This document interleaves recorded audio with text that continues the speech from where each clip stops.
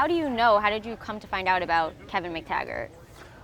Came out to find about Kevin through my good friend Edward over here, who brought Kevin's situation up to me, heck now, probably a couple years ago, since we started working on our friendship and our business partnership together. Right. And why did you want to offer your home to Kevin and a job? Well, you know, Rachel, and even for the viewers out there, so many people know me as like a football player, and from the football side of it, and I absolutely love the football, the Browns, the lifestyle that provided for me. The process of trying to win Super Bowls, getting us in the playoffs, was something that still resonates deep within me. But in that pursuit of that dream, in pursuit of living that life, God, I got so many injuries. You know, we were talking off air, almost 35 surgeries. Heck, I actually got to change that because I had a couple last week.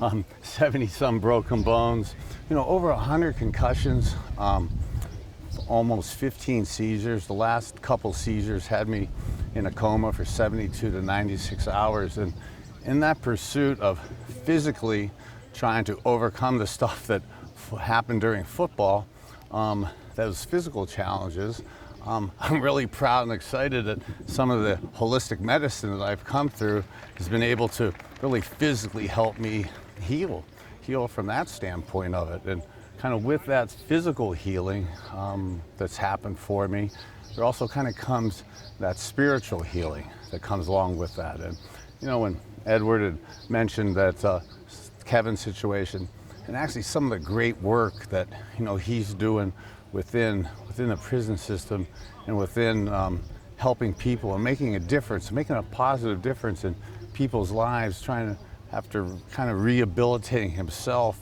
to come and help others, almost like I'm trying to do from my physical side of myself. Well, there's a spiritual side that comes along with that. And you know, right now we've had this pandemic and a lot of stuff's been happening in society, but really the lack of forgiveness, the lack of genuine forgiveness, is really the biggest imprisonment to spiritual growth. And spiritual growth right now, our minds and our memories, everything is stored in our minds. And not to beat you over the head with the Bible, but Psalm 69 verse 33 talks about the Lord hears the cries of the needy. And he tells us he does not despise those who are prisoners. And what's happened with this, even before this COVID virus, with abuse and mental illness, there were so many issues that were at the forefront of society that really needed rectified. And then this COVID hit. And this is, even though the COVID's happened, that issue didn't go away, and I think it's exponentially has increased. And how do we rectify and fix that from a spiritual side is something that I've been integrating together, and to be able to help people and make a difference. I've been given a second chance, and I like what Kevin's been doing, giving people a second chance from his ministry side of it. Right, and you're not alone in supporting him. He has a long list of supporters, including the former prosecutor who put him away, Donica Jeannie Fitzsimmons, including the former FBI agent who chased him, Bob Frederick. You know, why join this list of supporters? Well, like we were talking about, I've been blessed to have a physical transformation. As I've had my youthful life as a football player and trying to win championships on the field, that physical pain and has taken a toll on me.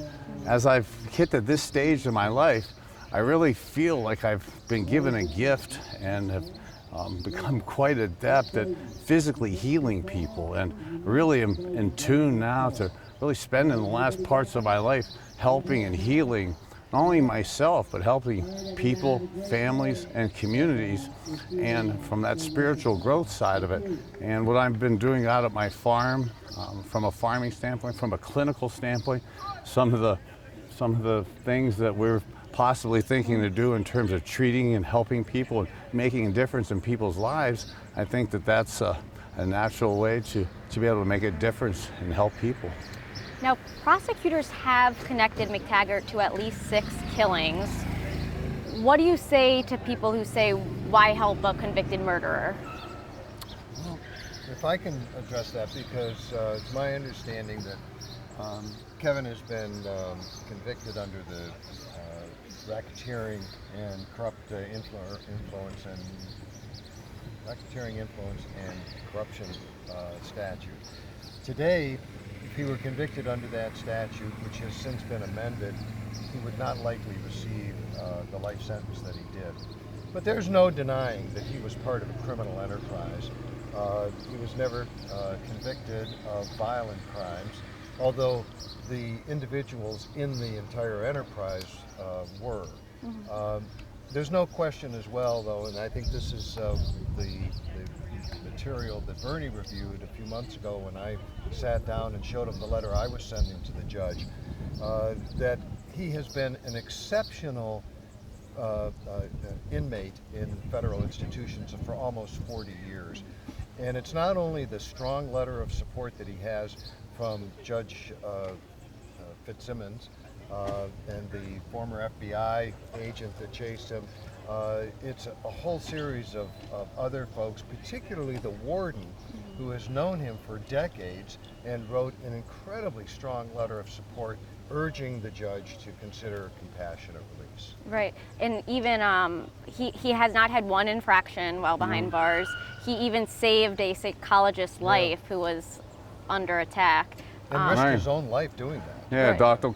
Carol Eric. I mean, the difference by Kevin saving her life and the work that she's done with so many other people, those are the type of differences that we'd like to make in people's lives. And his ability now to help, we're not condoning anything that happened in his past, and absolutely wish all of it did not happen.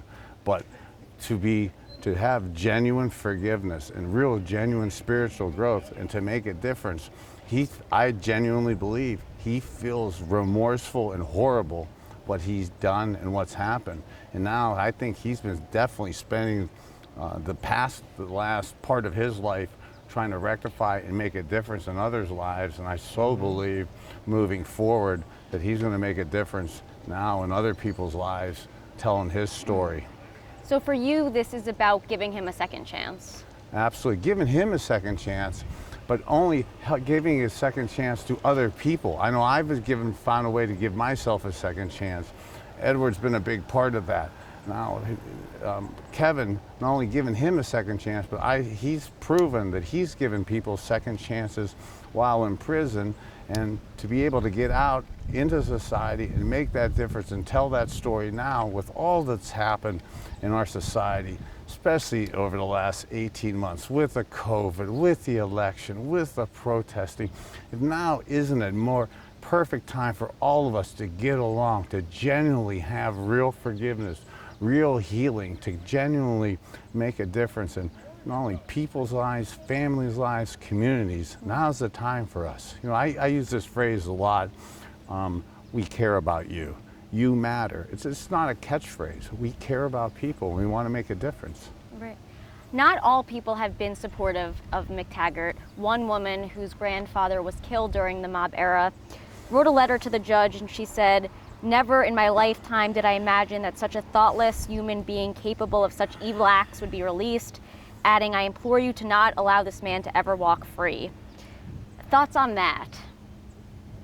Well, Kevin McTaggart, I think, no question today, would say that he regrets the decisions that he made as a very young guy.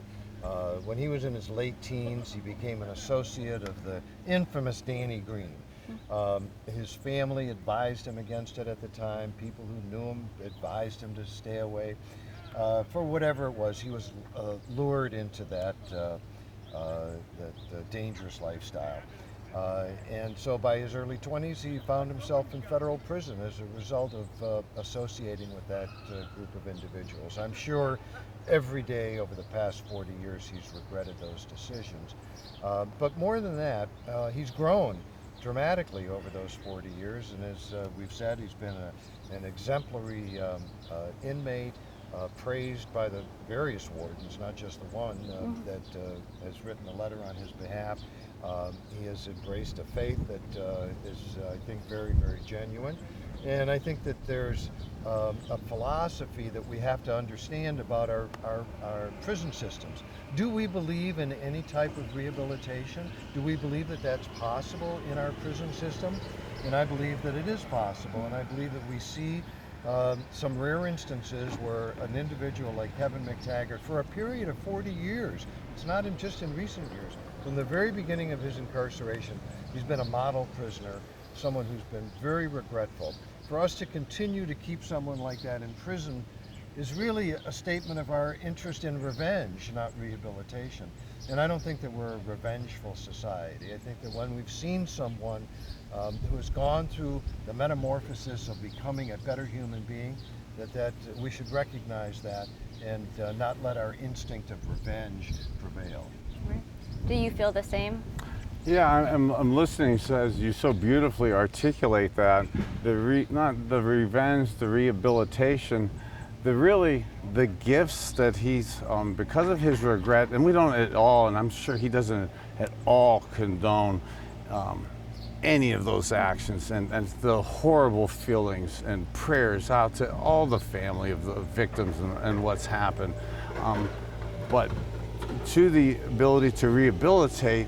And again, what we were talking about, the act of genuine forgiveness, the ability to really forgive, to really achieve true spiritual growth, you can only accomplish that with true, genuine forgiveness. And I can't wish that upon others and tell them what to do, but if you have that ability to do that, and I believe I've had that and some others have, but then when you're able to get that kind of spiritual growth behind you, I see Kevin making a difference in other people's lives, and it'd be a shame not only from the rehabilitation standpoint, but I know the difference that you and me have made helping others go through therapy, go through rehab, get off of their withdrawals and stuff, their addiction treatments.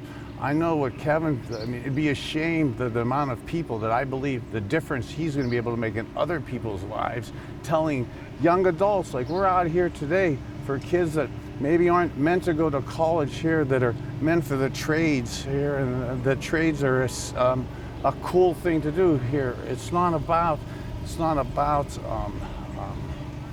picking on people. It's about getting it right and helping people's futures. And if Kevin made mistakes at this age, at a young age, now, and he could go affect young kids, young adults that are out here today to not go down that path that he went down, you know, I really believe he'll make a difference in our society, in our community here in Northeastern Ohio, having kids not go down the path, not make the decisions that he made when he was in his late teens.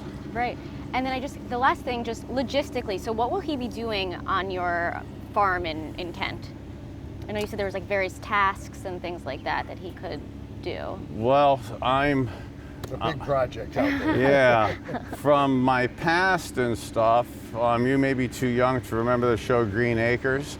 So I am one of the farmers that has decent equipment and poor knowledge at what I'm doing out there. So, but in all seriousness, we do farm out there, and as a guy who's here today trying to make a difference, I am not adept at the farming industry, and it takes a lot of work to get that done from a just agriculture standpoint. And as a guy who's into agri-tech now in Appalachia, another project that we're doing, making a difference in families, people's, and communities' lives now, the farm was from a farming standpoint, but also, and maybe not for today, but but Kevin, from the rehabilitation side of it, and what we're doing with our company Vitality, making a difference from a therapy standpoint. We've been using also some of the farm for some of the therapeutic healing. So some of the detoxing and helping for people who have some